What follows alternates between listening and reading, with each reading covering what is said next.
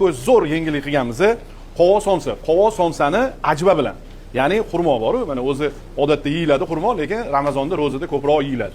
Shuning uchun qovoq somsani bilasizlar, o'zi yurakga, ko'zga, immunitetga kelgan sog'lom ozish tarzida ham qovoq yeyilganda, ani ilgari onalarimiz shirqovoq qilib berishgan, ertalablari ichilgan, u foyda bo'lganda.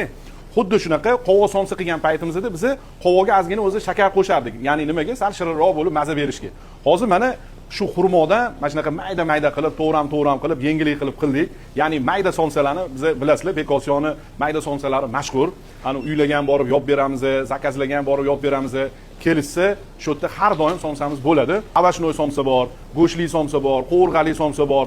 Somsani turlari, ya'ni assortimentlari juda ham ko'p. O'z oylarida og'iz ochgandan keyin sal yengilroq narsani va oshqozonga tushish kerak. Shuna xurmolar qo'shilgan yoki bo'lmasam avashnoy somsalardan yengilroq yeyilsa, ham bu vitamin bo'ladi, ham sal yengilroq hazm bo'ladi. Ramazon oyida Ibn Sino filialimizda Bekosiyoda ham mayda somsalarni yo'lga qo'yganmiz. Xudo xolasa bemalol kelib, somsalarni ham zakaz qilaverasizlar. 89-yildan beri Ro'jinaga, 89-yildan beri Ro'jinaga somsa qiladilar. Mana salkam 38 yil, 40 yilga borib ketyapti.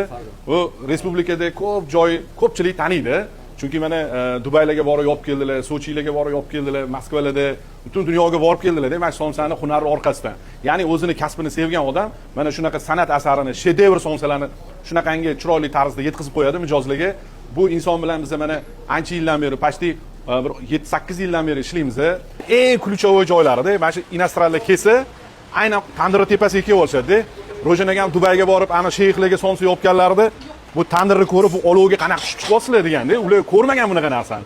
Shuning uchun bu ham bitta tandirga tushish, non yopish, somsa yopish mahorat. Ularga ham oson tushish kerak emas. Xudo xolasa, mana shu xurmodan qovoqli bo'lgan somsamizni hozir bitta sizlarga bo'lib ko'rsatib beraman, baho berasizlar o'zingizlar. Ana shashlikni qo'ran tepasi deydi-yu. Mana shu. Ana bismillah. Mana qarang. Mana shunaqa qovoqli, ajvali somsani yeyman desanglar, Bekosiyoga marhamat. Qani bismillah.